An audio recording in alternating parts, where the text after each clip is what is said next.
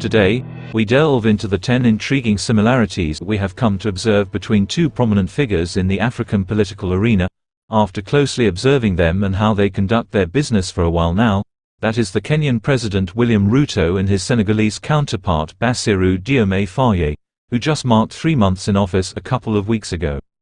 These two sons of Africa have risen through the ranks in their respective countries to the top jobs they hold as heads of state by playing their games well, and showcasing a deep commitment to public service and governance. And they are today not just equals, but if you observe their leadership styles, you'll learn that they exhibit some similarities that put them at par. And without saying much, let's get to business.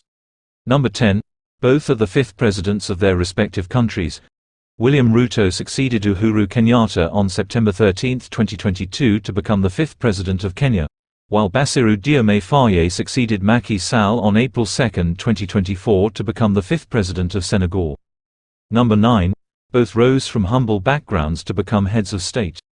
Both William Ruto and Bassirou Diomaye Faye were born in poor backgrounds but defied the odds, played the right cards and rose to share tables with the kings, whereby the Kenyan leader who was born in a poor village called Sambut in Uasin Gishu County was able to pursue a successful career in politics after venturing into the arena in the early 1990s, after meeting Daniel Moi while pursuing his higher-level studies at the University of Nairobi. The Senegalese leader, on the other hand, was also born in a poor background in Ndiaganiao village, in Senegal's western department of Mabo, and rose to fame after starting to associate himself with the political firebrand Ousmane Sonko in 2014 during the formation of their PASTEF party, in whose place he ran for the 2024 presidential elections and miraculously won the presidency with a very high margin. Number 8. Both thrive by selling populist ideas. In addition to the sympathy votes that he received after being imprisoned together with Ousmane Sonko by Macky Sall in the run-up to the 2024 elections, Senegal's Bassirou Diomaye Faye appealed to the country's huge electoral vote base because they ran a populist campaign which gave hope to the millions of unemployed youth and the citizens that were grappling with the high cost of living. Similarly, William Ruto, who understands the desperation and needs of Kenyans, especially the poor ones who constitute the biggest vote base, has over the years been successful in politics because he always sell hope during the campaigns. With his recent strategy that got him the presidency in 2022 being him aggressively promising to lift up those at the bottom of the socio-economic pyramid, so that they can as well share tables with kings, and that he will make sure that every Kenyan has some money in their pocket regardless of their background. Number 7. Both are addicted to foreign trips. It's perhaps no longer a secret that just like William Ruto, who has so far made over 60 foreign trips since coming to power 2 years ago, Senegal's Bassirou Diomaye Faye is also a big addict of foreign trips, and he made this clear just a couple of weeks after taking oath of office, where he embarked on a tour of West Africa to thank the heads of state who attended his inauguration ceremony. And to make it interesting, some of Bassirou Diomaye Faye's foreign visits have not been worth it, like the 2 that he has made to France so far, and the same being the case of the dozens of useless foreign trips that William Ruto has been making. Number 6. Both are very religious. Before venturing into serious politics, William Ruto, who is a Christian, was a church minister and has over the years carried and professed his religious beliefs to make it known to the world that he's a religious man, despite the belief that man loses his religious side when he joins politics. It's even through his church activities at the University of Nairobi that he met President Daniel Moi, who later introduced him to politics during the 1992 general elections and launched his career in the field. Bassirou Diomaye Faye, on the other hand, is similarly a staunch Muslim who has recently made it known that he is proud to publicly practice his faith, and has been encouraging his fellow countrymen to be religious and put their trust in Allah. Number 5. Both like mixing religion with politics to their advantage. And this being so because they perhaps already understand that an African man is on average religious and the religious man is culpable to believing the biggest lies or buying hope, and therefore they'll go to the church or mosque or participate in religious causes like donations and building of worship centers as often as possible in order to woo the masses and maintain their support base. Number 4. Both changed after being elected.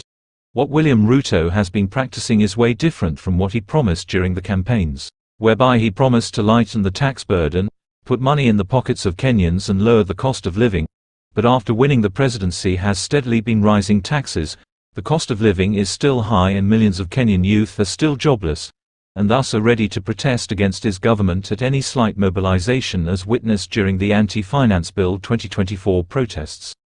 Bassirou Diomaye Faye, on the other hand, promised to focus on creating Senegal's own currency to ditch the CFA franc, reducing the cost of living in Senegal and creating jobs for the Senegalese youth that have been dying in the Mediterranean Sea while in pursuit of greener pastures in Europe, but has so far shown little commitment to seriously address the issues at home, and has instead focused on a Pan-Africanism mission. Then, talking of Pan-Africanism, our third similarity is that both William Ruto and Bassirou Diomaye Faye seem not to be well informed of what Pan-Africanism is and how to push the agenda to unite Africans on the continent and those in the diaspora without discriminating others.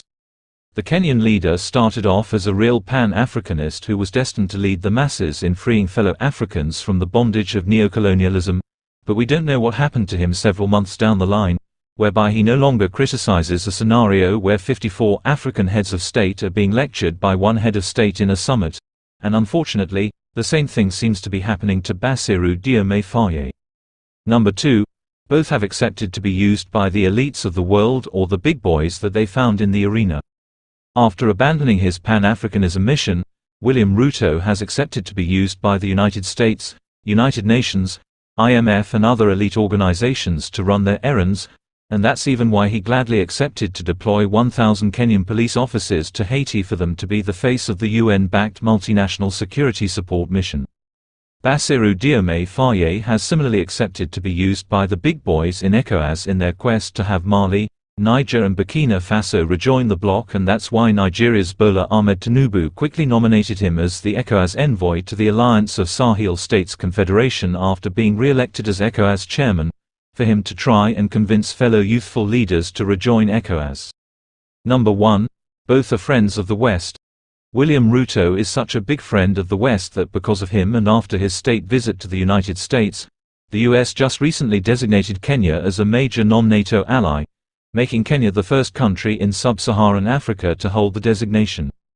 Bassirou Diomaye Faye is also such a big friend of France, which is another Western country, that the French President Emmanuel Macron just recently invited him to 2 useless visits within a month,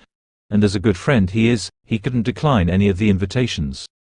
In conclusion, we will of course touch on their dissimilarities, and the obvious one, apart from the fact that the Kenyan leader is monogamous while his Senegalese counterpart is polygamous, is that when facing the camera or while holding a microphone, William Ruto is much more confident than Bassirou Diomaye Faye, who tends to wear a shy face time and again, though he's been showing some improvements as the reality that he's a head of state sinks in.